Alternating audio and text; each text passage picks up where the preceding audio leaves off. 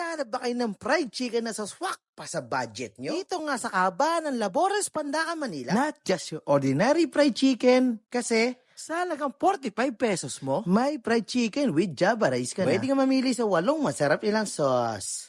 Meron silang rinong leg, pork chop, at liempo. Dito lang yan kay Wendy's Fried Chicken. Mahali na lang. Tikman na natin to. Tingnan natin to kung malutong tong gano'n niya. Leg niya. Yes. Yung sauce pala rito, kada isang order, isang tab. Pero tikman natin tong alaking.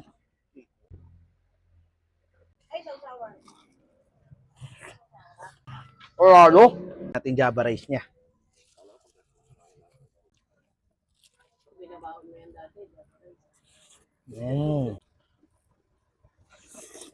Ito kalapay yung lempo nila rito.